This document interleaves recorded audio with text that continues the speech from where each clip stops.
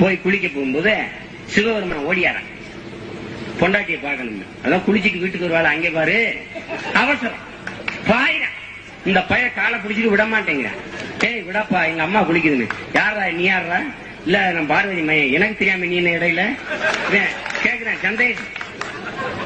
உடனே விட மாட்டேங்கிறேன். டப்புன்னு இடுப்புல இந்த வாழை தூக்கி உரை வெட்ட வச்சுக்கிறேன். கொலகார பைய காம கொடுறேன். கோபத்தில் வெட்டிக்கிறாங்க. பச்சிலம் குழந்தைய கொண்டுறாங்க. ஐயோ அலறி ஓடியாரா அவ. பார்வதி, என்னங்க என் பிள்ளைய கொண்டுட்டியே? என்னம்மா நீனு சொல்ற? வியாரு இடையிலன்னு இந்த மாதிரி கதைங்க. நான் அழுக்க உருட்டி இப்படி செஞ்சு வச்சுட்டு போனேன். உடனே எல்லா காலத்திலும் ஒரு வேலை இல்லாத வெட்டி போயிருப்பேன், கட்டி அடிச்சுட்டு நாடுறேன்.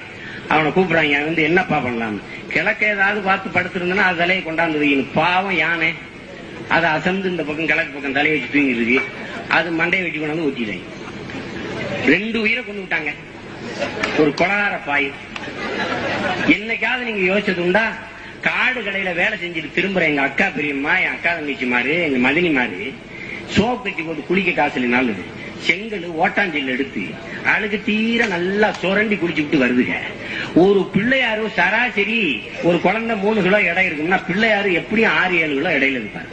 ஒரு 6-7 கிலோ உருவஞ்சிற அளவுக்கு உடம்புல அழுக்க வச்சுக்கிட்டு இருந்த ஒரு பாண்ட சிரிக்கிய இந்த நாட்டுல லோக மாதா அந்த அகிலாண்டேஸ்வரி தாயே பரமேஸ்வரின்னு கும்பிட்டு அடைகிற அந்த பாமர மக்களை நான் எங்க